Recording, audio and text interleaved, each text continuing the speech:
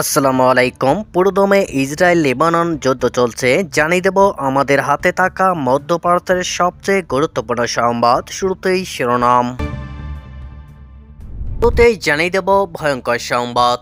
নেতানিয়াহুর বিরুদ্ধে গ্রেপ্তারি পরোয়ানা, যা বলল ইরান, থাকছে বিস্তারিত প্রতিবেদনে। এবার পশ্চিমাদের ওপর হামলার ইঙ্গিত পুতিনের, থাকছে বিস্তারিত প্রতিবেদনে।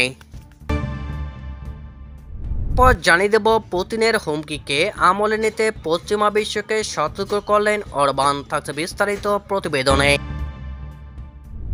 এদিকে সিরিয়ায় ইসরায়েলি বিমান হামলায় হিজবুল্লাহ কমান্ডার নিহত। সবশেষে জানিয়ে দেব বড় ধরনের হামলার আশঙ্কা, থমথমে ইউক্রেন, প্রস্তুত রাশিয়া, থাকছে বিস্তারিত প্রতিবেদনে। এতক্ষণ শিরোনামে শুনছিলেন, এবার বিস্তারিত। ইসরায়েলের প্রধানমন্ত্রী বেনিয়ামিন নেতানিয়াহু এবং ইয়োব গ্যালান্টের বিরুদ্ধে আন্তর্জাতিক অপরাধ আদালতের আইসিসি গ্রেপ্তারি পরোয়ানাকে ফিলিস্তিনের ন্যায় সংগ্রাম এবং গাজাবাসীর জন্য একটি বড় বিজয় হিসেবে বর্ণনা করেছেন ইরানের উপপররাষ্ট্রমন্ত্রী। তিনি বলেন, এই পরোয়ানা অত্যন্ত গুরুত্বপূর্ণ, ঐতিহাসিক এবং সাহসী পদক্ষেপ। এটি নিপীড়িত ফিলিস্তিনি জাতি, প্রতিরোধ শক্তি এবং তাদের সমর্থকদের জন্য একটি বড় সাফল্য। একই সঙ্গে জায়নিস্ট শাসন এবং তাদের পৃষ্ঠপোষকদের জন্য একটি পরাজয়। ইরানের উপপররাষ্ট্রমন্ত্রী উল্লেখ করেন, অনেক দেশ আইসিসির স্বাধীন সত্তা এবং এখতিয়ারকে স্বীকৃতি দিয়েছে এবং এই সিদ্ধান্ত পুরোপুরি কার্যকর করার দাবি জানিয়েছে। এর ফলে নেতানিয়াহু এবং গ্যালান্ট এই দেশগুলোতে প্রবেশ করলেই গ্রেপ্তার হতে পারে। বৃহস্পতিবার আইসিসি ঘোষণা করে যে তাদের প্রাথমিক চেম্বার ইসরায়েলের চ্যালেঞ্জ প্রত্যাখ্যান করেছে এবং আদালত নেতানিয়াহু ও গ্যালান্টের বিরুদ্ধে গ্রেপ্তারি পরোয়ানা জারি করেছে। তিনি আরও বলেন, ফিলিস্তিনিদের পক্ষে বহু আইনজীবী এবং বিচারক আইসিসিতে ইসরায়েলি অপরাধের প্রমাণ উপস্থাপন করেছে। এইসব অপরাধ এতটাই প্রকট ছিল যে দ্য হেগ ভিত্তিক এই আদালত তাদের উপেক্ষা করতে পারেনি। আইসিসি জানায়, নেতানিয়াহু এবং গ্যালান্ট ইচ্ছাকৃতভাবে এবং জেনে শুনে গাজার বেসামরিক জনগণকে খাদ্য, পানি এবং অন্যান্য প্রয়োজনীয় সামগ্রী থেকে বঞ্চিত করেছে, যা যুদ্ধ অপরাধ এবং মানবতাবিরোধী অপরাধের শামিল। ইরানের প্রতিক্রিয়া। ইরানের কৌশলগত কাউন্সিল অন ফরেন রিলেশনসের প্রধান কামাল খারাজি আইসিসির এই সিদ্ধান্তকে পশ্চিমাদের জন্য একটি কেলেঙ্কারি বলে অভিহিত করেছেন। তিনি বলেন, আইসিসি ইউরোপীয় সদস্যদের অবশ্যই এই রায় বাস্তবায়ন করতে হবে এবং ব্যাখ্যা করতে হবে কেন তারা এতদিন এই ধরনের অপরাধীদের সমর্থন করেছে। তারা কি এই অপরাধী সরকারকে রাজনৈতিক, আর্থিক ও সামরিকভাবে সহায়তা অব্যাহত রাখবে নাকি অন্য পথে যাবে। কামাল খারাজি এ সময় মার্কিন প্রেসিডেন্ট ডোনাল্ড ট্রাম্পের জাতীয় নিরাপত্তা উপদেষ্টাদের বক্তব্যের সমালোচনা করেন, যে বক্তব্যে আইসিসিকে অবিশ্বাসযোগ্য বলা হয়েছে। ক্ষমতা হস্তান্তরের শেষ সময়ে এসে ইউক্রেনকে রাশিয়ার মার্কিন অস্ত্র ব্যবহারের অনুমতি দিয়েছে প্রেসিডেন্ট জো বাইডেন। আর সেই অনুমোদন পেয়ে 19 নভেম্বর রাশিয়াতে যুক্তরাষ্ট্রের তৈরি 6টি ATACMS অস্ত্র দিয়ে হামলা চালায় ইউক্রেন। এরপর 21 নভেম্বর ব্রিটেনের তৈরি স্টর্ম শ্যাডো ও যুক্তরাষ্ট্রের HIMARS অস্ত্র দিয়ে আবারও হামলা চালায় কিয়েভ। পরিপ্রেক্ষিতে এবার পশ্চিমাদের উপর পাল্টা হামলার হুঁশিয়ারি দিয়েছে রুশ প্রেসিডেন্ট ভ্লাদিমির পুতিন। বৃহস্পতিবার ইউক্রেন যুদ্ধকে বৈশ্বিক যুদ্ধের সঙ্গে তুলনা করে পশ্চিমা দেশগুলোর উপর হামলার ইঙ্গিত দিয়েছে পুতিন। রাশিয়া ইউক্রেনে একটি আগামী প্রজন্মের মধ্যবর্তী পাল্লার ক্ষেপণাস্ত্র পরীক্ষা চালিয়েছে, যা একটি পারমাণবিক পেলোড মুক্ত করতে সক্ষম। আর এই বিষয়ে ইউক্রেনের প্রেসিডেন্ট ভ্লাদিমির জেলেনস্কি দেখছেন পাগল প্রতিবেশীর পক্ষ থেকে যুদ্ধের স্কেল ও নৃশংসতা হিসাবে।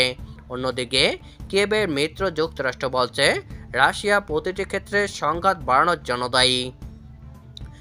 রাশিয়ার মধ্যবর্তী পাল্লার ক্ষেপণাস্ত্রগুলি সাধারণত 5500 কিলোমিটার পর্যন্ত পৌঁছাতে পারে, যা নিজেদের ভূখণ্ড থেকে পশ্চিমা দেশগুলোতে আঘাত হানতে সক্ষম। আর সেই হুমকি এবার দিয়েছেন পুতিনের হুমকিকে আমলে নিতে পশ্চিমা বিশ্বকে সতর্ক করলেন অরবান।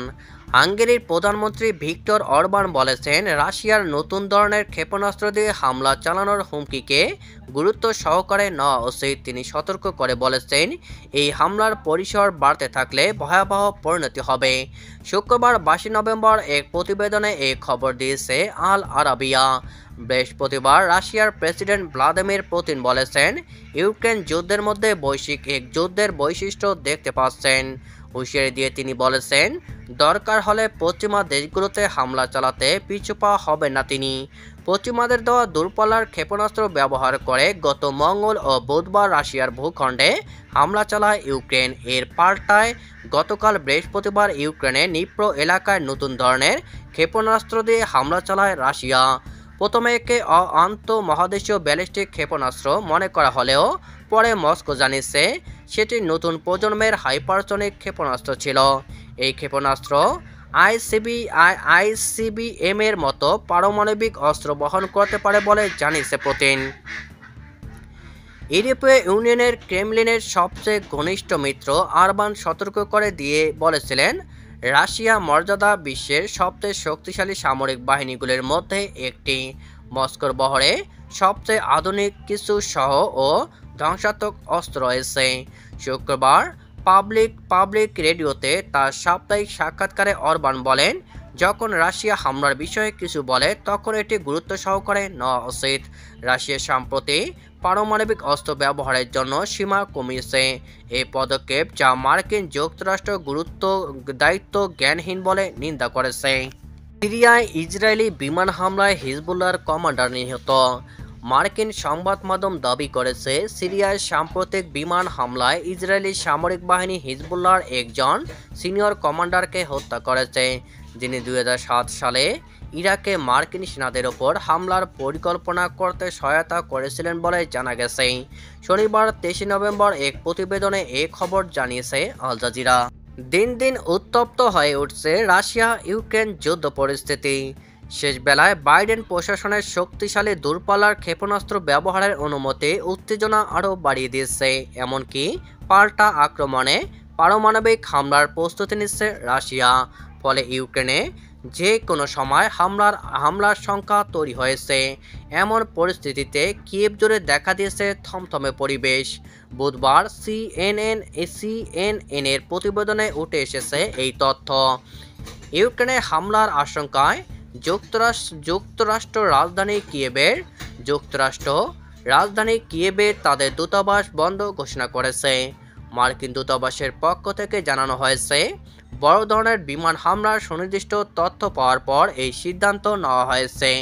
বুধবার মার্কিন দূতাবাসের এক নিরাপত্তা বিজ্ঞপ্তিতে বলা হয়, সতর্কতামূলক ব্যবস্থা হিসেবে দূতাবাস বন্ধ রাখা হয়েছে এবং দূতাবাস কর্মীদের তাদের অবস্থান থেকে সরে না যাওয়ার নির্দেশ দেওয়া হয়েছে।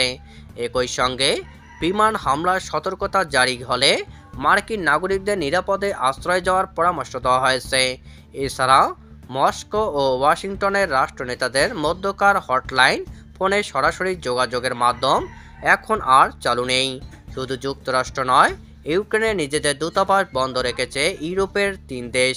বুধবার ইতালি, স্পেন এবং গ্রিসও হামলার সংখ্যায় বন্ধ রেখেছে নিজেদের দূতাবাস। এদিকে বুধবার ভোরে কিয়েভে রুশ ড্রোন হামলার ঘটনা ঘটেছে। কিয়েভ সিটি মিলিটারি প্রশাসনের প্রধান সেহরি পপকো জানিয়েছে, ড্রোন হামলার ধ্বংসাবশেষ শহরের ডোনিপ্রোভস্কি এলাকায় পড়েছে। তিনি এক টেলিগ্রাম বার্তায় জানান, ড্রোন হামলার ঘটনায় একটি বহুতল আবাসিক ভবনের অ্যাপার্টমেন্টে আগুন ধরে গেছে। হতাহতের তথ্য যাচাই করা হচ্ছে। সাম্প্রতিক সময়ে রাশিয়ার ড্রোন হামলায় কিয়েভে 1 ডজনেরও বেশি মানুষের প্রাণহানি ঘটেছে এবং ইউক্রেন জুড়ে বিদ্যুৎ অবকাঠামো আঘাত হানায় ব্যাপক ব্ল্যাক আউটের ঘটনা ঘটেছে। সম্প্রতি একের পর এক যুক্তরাষ্ট্রের কাছ থেকে যুদ্ধাস্ত্র ব্যবহারের অনুমোদন পাচ্ছে ইউক্রেন। দূরপাল্লার পর ইউক্রেনে অ্যান্টি-পারসোনেল ল্যান্ডমাইন সরবরাহের অনুমতি দিয়েছে যুক্তরাষ্ট্রের বিদায়ী প্রেসিডেন্ট জো বাইডেন। মার্কিন কর্মকর্তারা বুধবার বার্তা সংস্থা রয়টার্সকে বলেছেন, ইউক্রেন তার নিজস্ব ভূখণ্ডে ল্যান্ডমাইন ব্যবহার করবে বলে আশা করছে যুক্তরাষ্ট্র। যদিও তারা বেসামরিক জনবহুল এলাকায় সেগুলো ব্যবহার না করার প্রতিশ্রুতি দিয়েছে।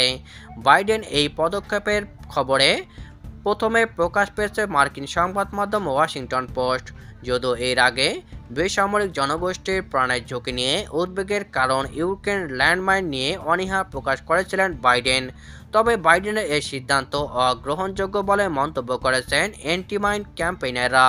এরই মধ্যে রুশ বাহিনীর আক্রমণ ঠেকানোর জন্য যুক্তরাষ্ট্রের তৈরি অ্যান্টি ট্যাঙ্ক মাইন পেয়েছে ইউক্রেন। তবে সাম্প্রতিক মাসগুলোতে ইউক্রেন ভূখণ্ডে রুশ বাহিনী অগ্রসর রোধের লক্ষ্য অ্যান্টি পার্সোনেল মাইন দেওয়া হয়েছে।